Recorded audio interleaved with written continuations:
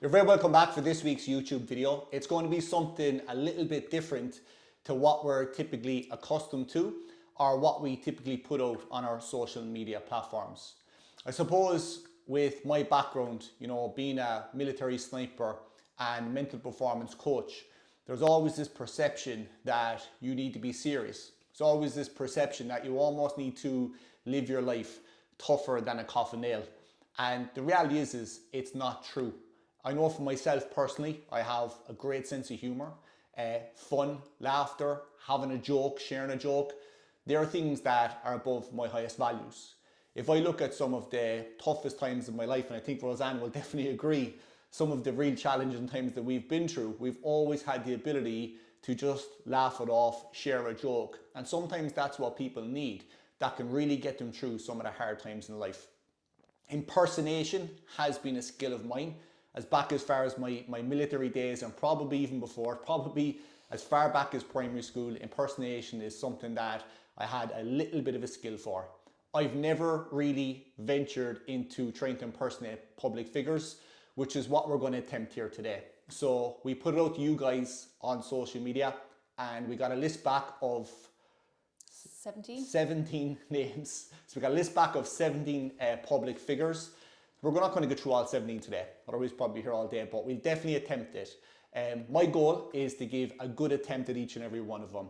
I would like to give a fair attempt where there's none of them below a 3 out of 10, and there's definitely a couple I would be quite confident that maybe we can hit a 7 or 8 out of 10. So I'm going to hand it off to Rosanne, and she's going to randomly pick some of these 17 out of 10. So I've no preparation. We're just going to dive straight in. I'm laughing because one of the best people that Martin can impersonate is my dad. And when you said, going through the hard times and stuff, and when he was, say, in hospital even last year and the year before, there was days where I'd be saying, oh my God, this is awful. And in a split second, you would be taking him off. And I think you said one day, and I... although it's awful to hear this, you said something, look, when your dad's gone, he's never going to be gone because I'm still here, You'll always be here in spirit. And it's great fun, and he knows that Martin does it, but he takes him off better than himself, really, So, sometimes I actually think, like, I take her dad off better than I take myself off. Yeah, he gets into his body. I get into his body. He's the one person where it's like when I do him, I'm in him. It's like I'm him. I walk like him. I hold the phone like him. I move my hand like. And even times if I ever had a little bit of an argument with my dad, or he annoyed me, or I annoyed him, or something, and I came home and I might say to Martin, "Oh my God," and then he'd just start taking him off. Before I know it, I'm after forgetting about what actually happened because I'd be falling down laughing because it is him, you know. Yeah. And I'm just hoping for you that like that side comes out to you of you with these people, because it is like you could pretend that you are somebody if you went through the phone, like, and you would believe it, like. Do you know what? My get out of jail card before I do kick off today. It's like I have to meet the person. Because Rosanne always said to me, I see this guy on YouTube or I see this guy in Gift Grub, oh, you could do that. And my parents would say, you could do that. But it's funny, sometimes I feel that it's like if I meet the person, it's like I've experienced their energy or I've absorbed their energy, and it's like I can get into them. It's like I can become them, if that makes sense. So my concern today is that, with the exception of Roy Keane, who you might not even give me, with the exception of Roy Keane, I don't think I've actually met any of these people. So that's actually, I'm telling you a lie. I've probably met most of the politicians at some stage, but I wouldn't have had personal conversations with them. Maybe you can stick Mary McAleese on the list or something. Okay, so I think we'll kick off. So if you want to start with Matthew McConaughey. An American accent to start. Brilliant, I thought you were going to give me Irish. Okay. Okay. Folks always ask me, what do I do to stay so calm? And I tell them my secret is I just go out every night. I just take a little drive. I call it my midnight cruiser. And I just whisper 3 little words to myself. I just say, all right, all right, all right. And if you can do that, my friend, then you have mastered the game of life. Jesus, And that was go actually back- very good. And go buy my book. It's called Yellow Lights, Red Lights. Better than change your jacket. Yeah, Where is he? Texas? I'm not sure. Is it Texas? That was actually very good. I actually, honestly, that I haven't surprised practiced him, to be fair, but I'm not sure is he Texas. Sometimes with the Americans, New York, it's like, I can just get a New York accent off straight away, but I'm trying to even think. Sometimes if I know where they're from, I can do the accent as a little foundation, and then I can just do... Okay, so I'd from what I've heard of him and know of him, I would say 7 out of 10. Okay, that's okay. That's a good start. Okay. I'll take 7 out of 10. So this is I think you could do the two of these as in a conversation, okay? So Stuart Little, who I would call Michael D. Higgins. He reminds me of that Stuart Little mouse. Sorry I now can get guys, into if any him. of you love him. He's a lovely little man, don't get me wrong, but all I see is Stuart Little when I see him. And so Michael D. Higgins and maybe Micheál Martin. Okay. And I've met both of them. I've actually been to the Irish Neutron, and I've met both of them. And it's a terrible shame that Micheál D. Higgins is stepping down as the President of Ireland. And it's with great sadness that I step down as the President of Ireland, and Catherine Connolly will take my place. I don't know why you're laughing, because she's polluted the minds of the children of Ireland with her keepy-uppies and her basketball antics. What about poetry? What about the flute? What about the violin?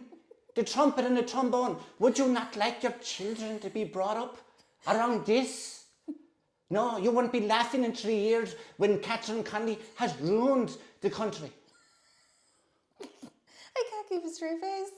Who was the other one? Micheál Martin. Micheál Martin.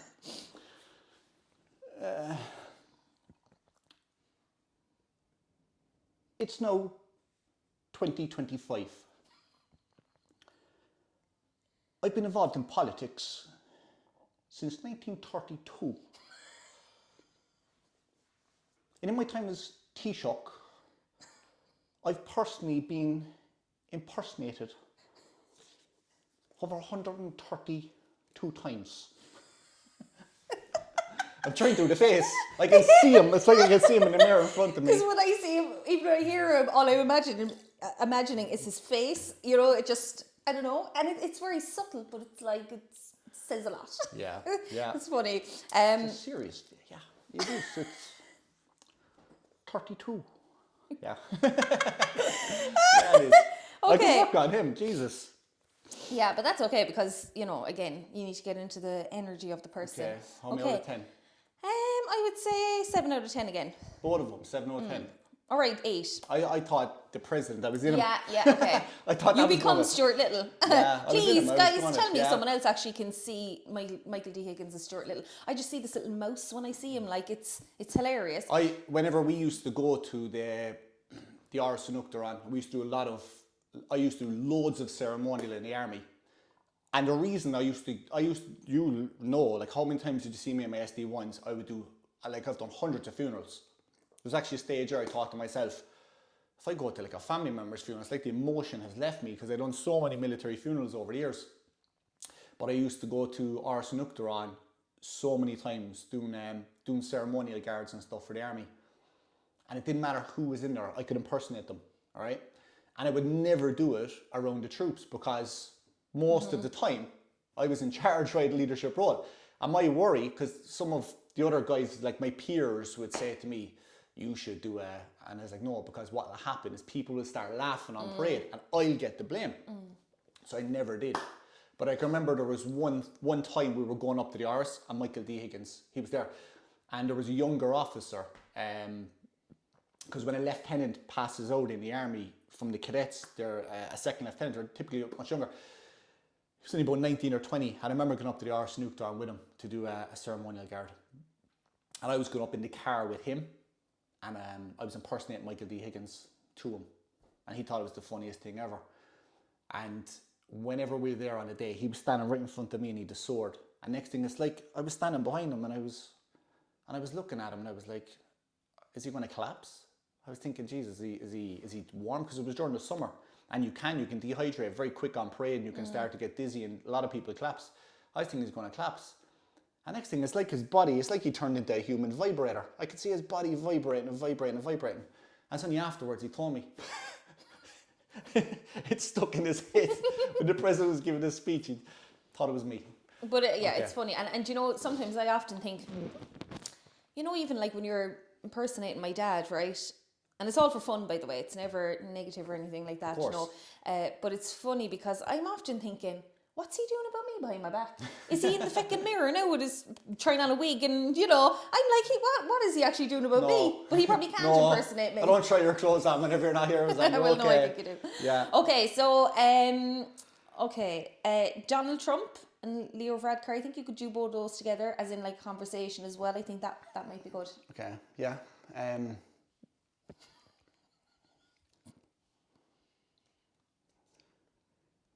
You know, I love Irish people. They're good people. They're great people. It's true. They're beautiful people. Have you seen our naval service? We've invested over $1 trillion into our naval service. It's magnificent, spectacular. We've got helicopters, submarines, the George Washington. As the crew call it, GW. I've met President Trump on 3 separate occasions during my tenure as Taoiseach of Ireland. Obviously I stepped away for personal matters, personal reasons, but the real reason was I wanted to participate in the Hell Week TV show for RTE to show people that I'm not just a little Leo, I'm actually quite a tough guy. And that was a tremendous experience for a number of reasons. Challenged me in a lot of ways. You know, they took your gear off you day one. My teddy bear, my pajamas were all stripped away in the blink of an eye. You know, you have to dig a hole in the ground to take a crap in it, which I'm not really used to. Have you been to Leinster House? Have you? No, never been to Leinster House. Well, let me tell you, Leinster House, they've got the marble floors, underground heating, porcelain toilets. You go from that to taking a crap in a hole in the ground. It's a big difference. And yeah, it was a good experience. It changed me. You know, I'm definitely a different Leo. You wake up every morning and Ray Goggins is screaming at you, Varadkar, you big pussy. It's quite a challenging experience, you know. But as President Trump said, I love Irish people. They're beautiful people, truly, truly beautiful people, magnificent people. Yeah, I like those Irish people. You're a beautiful person. I can't. I just can't. Okay. We're getting there. I'm doing okay. No, you're doing very well. Happy. I'm growing in confidence. 8 out of 10. Very good. I'm growing on confidence. It's like a Trump there the first time. I was like, I wasn't in him. And then the second time I done them out and came a little bit. Okay. Okay. This is probably one of the most favourite people, I suppose, that Irish people, you either love him or you hate him. And I love his honesty, and I love how he is so straight talking. There's no bull with him, and I think more people should be like him. Roy Keane. Roy Keane. What about it? What about it? Yeah, I saw the Man United game during the week. They all come out with their tweets and their ice baths and their massages. The middle of the week, it's about getting ready for battle at the weekend. It's about getting ready to impose yourself on your opponent. Be aggressive. You know, just play the game. Bloody babies. And look, if I'm going to do Roy Keane, then I suppose I better go full hug and do Jamie Carragher as well. I've never done Jamie Carragher, but I'm going to try, just off the fly here, I'm going to try and do Jamie Carragher. Because I can remember he came to Cove with Roy, with the overlap. And he was all over the Facebook page of Cove Ramblers because he visited Handsome Bob inside St. Cummins Park. Yeah, so I'm going to do Jamie. And there's 2 things that really annoy me at the moment. Number one is Liverpool. Liverpool have lost 6 games in a row. And the second thing is Cristiano Ronaldo. Why did Man United bring Cristiano Ronaldo back if they didn't want to win Premier League trophies? Why? And the third thing that annoys me is Cove Ramblers. I came back to Cove. Nobody knew who it was. I knew Handsome Bob. He didn't even know me. I don't even know Handsome Bob. Who's that? My favourite words are Roy, Liverpool. Roy, Liverpool. Roy and Liverpool. Brilliant. I don't know where that came from. I Very remember, Jesus, I'd say it must have been about 15 years ago. I was never, because I do accents of places, don't I? If we drive through like Dundalk. Oh my God. I'll Or be- even if we go somewhere for the weekend, he'll speak with that accent. speak and their I'm lingo. like, I just switch off. Thank God I can switch off. We stopped in Dundalk the last time we went to Belfast. We stopped in that shopping centre. And they're all like, how's it going, hey? How you getting on there, hey? And we were up in Belfast having breakfast. And I'm nearly ordering, it's in my head, I'm nearly ordering breakfast with a Dundalk accent. But I remember years ago we went to Liverpool. I'd say it was about 15 years And ago. any time, by the way, now we go into Vera Moda here, shop, right? It's still... The same accent comes out the minute he sees the sign, and I'm just like, oh. That's my where God. that came from there, is because I didn't even... It's like I was doing Roy Keane, and then I was like, it could be average here now, so maybe I'll throw in a Jamie Carragher to bump up my points. I'm typically better at Roy Keane now than what I gave myself there. But about 15 years ago in Liverpool, I remember we were in a shopping centre, and Rosanne, you'll know whenever you go away somewhere, your own accent stands out so much more, doesn't it? You realise the Cork accent like stands out. And Rosanne goes up to this lady in a shop and she says, sorry, because it said I don't on the... speak like that, It sorry. said, it said outside Vera Moda on the sign, and Rosanne's like, sorry, do you know where Vera Moda is? It sounded like a real Cork accent there. Vera Moda, it's over there. Every single time we walk past a Vera Moda since, I'm like, Vera Moda. I swear, it's Vera Moda, look. But I'm not joking. Like when I say this, I mean this, right? When he goes into that mode, it's like a part of my brain just shuts off, and you could have a conversation with me. And you'd be saying, "Did you hear me?" And I'm like, "What? I don't even hear it," because it's like I'm just like, "Here we go again." Like fucking hell, like it's unbelievable. Okay, Ratings. I'll give you a 9 out of 10 there. I know you do Roy a little bit better normally, you do, but it was still very good. Do you know? No, if I try to impersonate somebody, I can't. I could do Roy Keane. See, with the others, you can do Roy Keane. I could do do a seminar as Roy Keane. I know because he's from Cork, so I could do him better. But rate him at home as well, guys. So use the comment box below. Rate it out of 10. And like I said, my goal is nothing less than 3 or 4. So okay. Okay. So maybe you could do these two as a duo as well. So Tom Hanks and Robert De Niro. Okay, Tom Hanks. Yeah, I think I could do Tom Hanks. Yeah, my movie career first started in the movie Big. That was a big deal. Because I went from being a kid to an adult. Then obviously I done Forrest Gump. And Forrest Gump was great for so many reasons. I got to run a lot. Then there was the bubblegum shrimp coat. Then there was Jenny. Then I done Castaway. You know, in Castaway, my best friend was a volleyball, which was a little weird. Very good. Brilliant. And Robert De Niro. Okay. Do I look like some kind of fucking schmuck to you? Do I look like a fucking schmuck? Do you think I want to be here listening to fucking Tom Hanks? Talking about fucking Forrest Gump? Talking about Jenny? Talking about fucking bubblegum shrimp coat? Do I look like some kind of schmuck? Get the fuck out of here, man. Very good. Okay, and I think we can end on this one. The Americans, I find them easier, yeah? Okay. Sometimes it's harder to do the ones on your own doorstep, like the Americans can sometimes. But it's the thing with the Americans is it's trying to, when you're doing an Irish person, you know where they are. Yeah. So you can kind of do their accent underneath. Like Rory McIlroy, he's from Hollywood in County Down.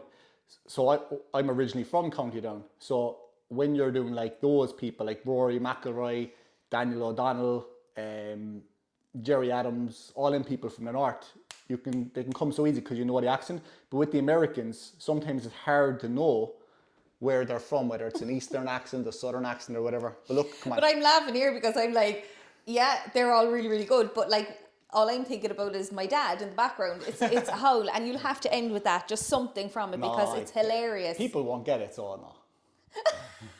You have to know him. Everyone does know him. Yeah. Okay, so we'll end on this one then. Mike Tyson. Mike Tyson. Yeah, Mike Tyson, you know, I can do Mike Tyson because he's a boxing man, you know. My son, he always say to me, he say, Pops, why you come back boxing? You're 54 years old. Why you gotta box Jake Paul on Netflix? Why you gotta do this? You got so much peace and tranquility in your life right now. I mean, you've been studying philosophy. Why you gotta go back and take this boxing career again, man? You've always done it. You've been the baddest man on the planet. You've conquered the world. You've bitten someone's ear off. Just be peaceful. Study philosophy. Be tranquil. Good. Oh my God, very good. I would give you probably a 9 out of 10 with that. Okay. Very good. We did good. Are you finishing that one? Yeah, I think so, because I think if you do too much, you lose it altogether. You know, like, and again, you know what I think might be good?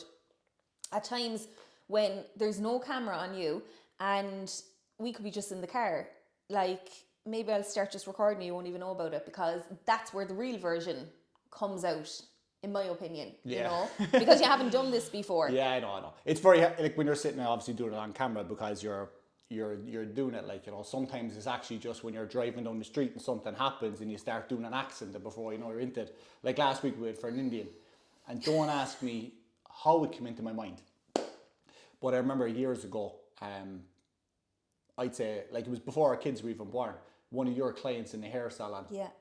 And she was from Bristol. No, I only met her 2 or 3 times, because I used to go up, say on a Saturday evening, if you were still doing someone's hair up in Peter Marks, I would park and I'd go up and go into the salon and meet Rosanne.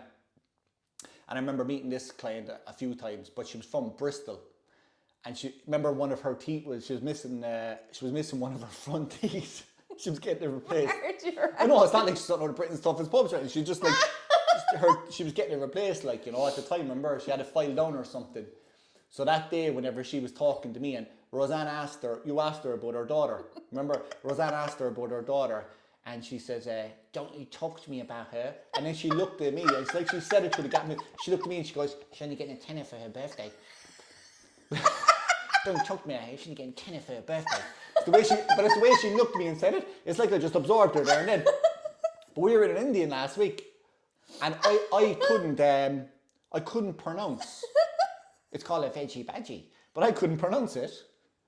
As my accent, like with a Cork accent, I was there trying to pronounce it. I was like, what the fuck?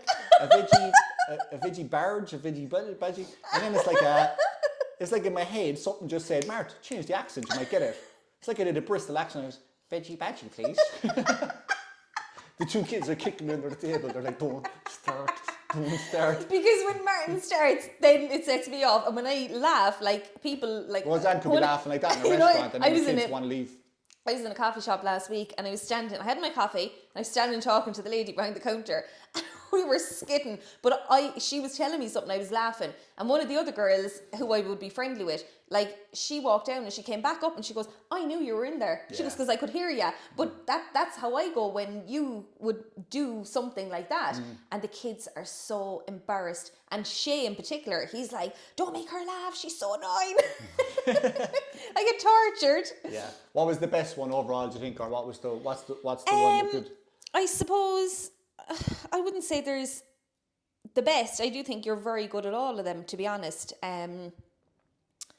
I can't say that there was one that really stood out to me that is brilliant, because I do think you were very good at all of them. Like, to be honest, you know, it's easier looking from the outside and saying, oh, I could do that. You know, and if you ask me to impersonate someone, I couldn't even impersonate you. You know, it's not something that everybody has. It's a skill to be able to do it. And you, as you said, it's like you're absorbing their energy, you're getting into the body, you're getting into how they move their mouth, how they look with their eyes. Yeah. And you know, not every...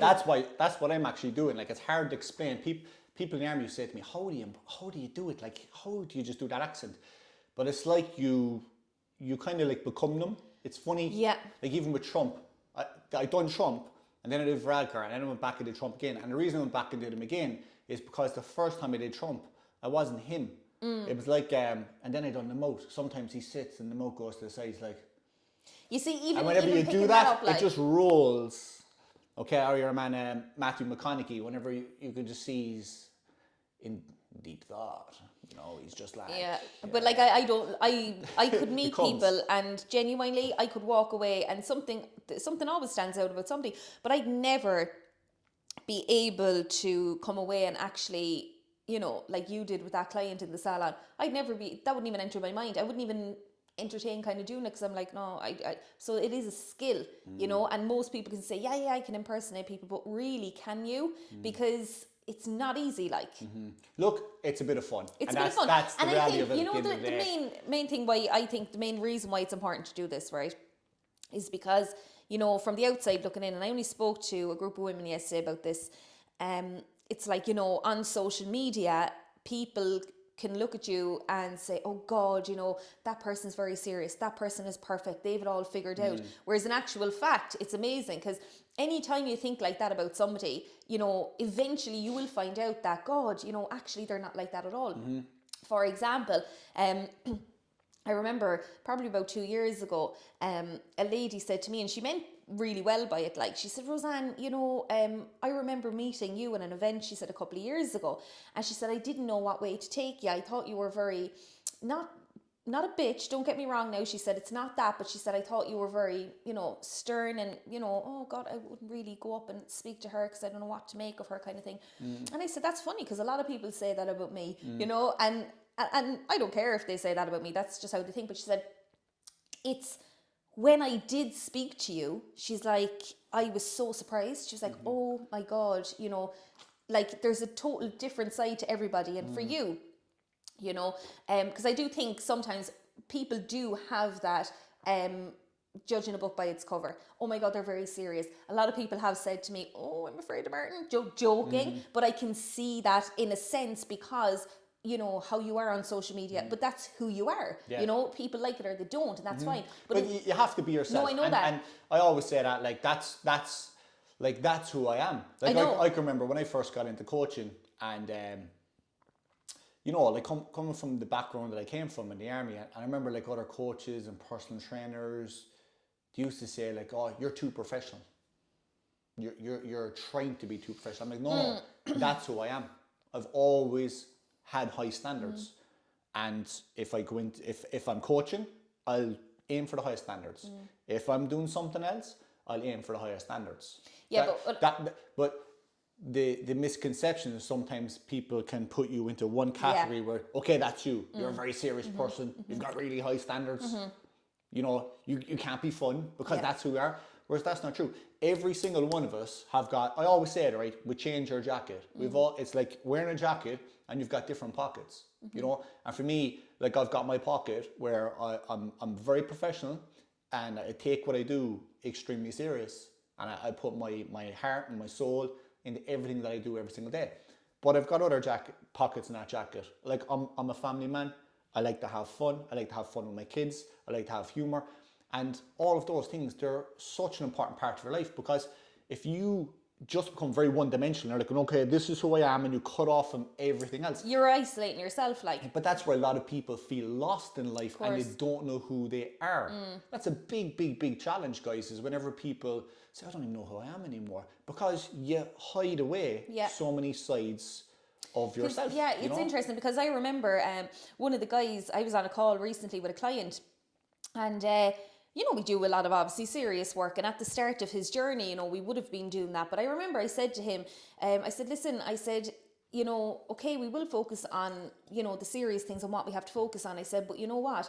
I knew deep down he had a little bit of a personality that he likes a bit of banter and stuff. Bring it out with people. Yeah, and I said, but we'll have a laugh as well. Yeah. And it's funny because I was on a call with him last week, and he says amazing. He said, because we'd be in a conversation and we could talk about something completely different.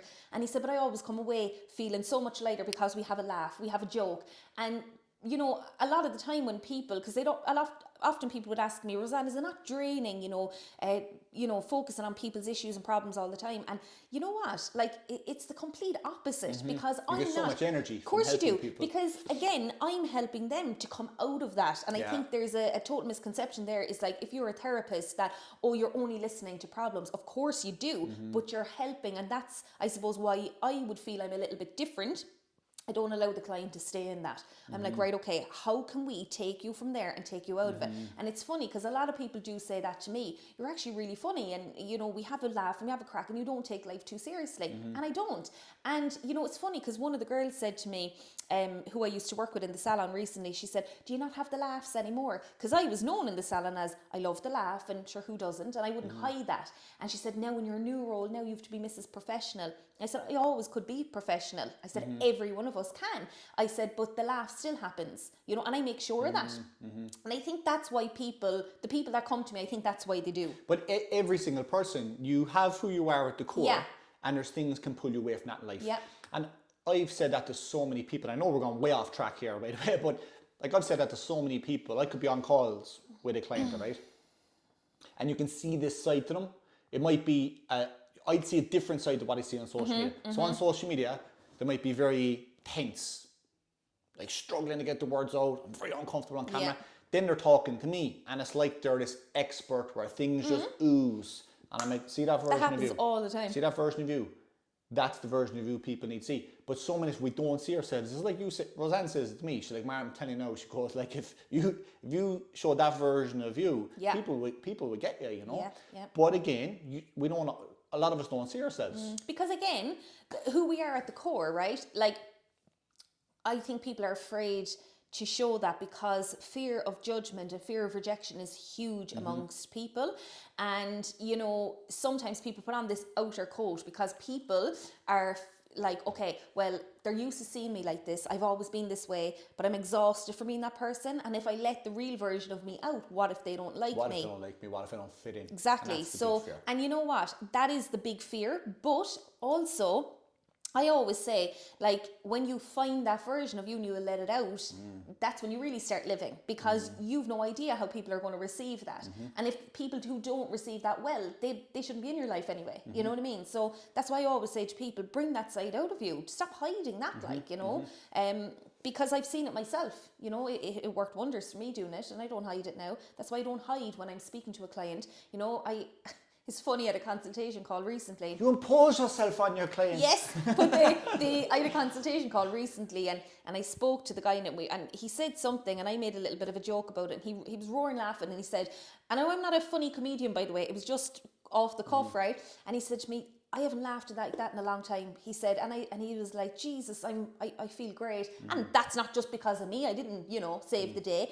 But it was funny because I said, well, yes, you might be used to the seriousness, and this is the issue and that's the issue. I said, I don't work like that. I said, because I don't think that's healthy for people. Of course it is to be professional and to help them through it in a professional way, but bringing out a little bit of humour, being human. You have to humanise things, because that's what's wrong with the world. We're not. Everything's fake. And it does my head in. Like, I just think if more people were themselves, they would be much happier, And if more people were themselves, I've got a book over there, it's called U Squared by Price Pritchard. And I'm always saying it about unlocking your gifts. There's a chapter in it, it's only one page. And and I'll finish on this. It's every single one of us have got gifts that we've opened, and we use them all the time. We use them in our profession, we use them in our career, we use them, with our humor. But there's so many gifts that we've never opened, and what could happen if you do open those gifts. So guys, I hope you enjoyed this. Here's me this talking session. about being yourself, and he's impersonating people. That really goes, doesn't it? Doesn't it? So I hope you enjoyed this session, and look, any feedback below, any comments below, you can rate them below. Like I said, it's a little bit different, it's a little bit off the beaten track, but we think it's really, really important to show that side of us as well. So thank you so much for tuning in, and we'll see you all in the next episode.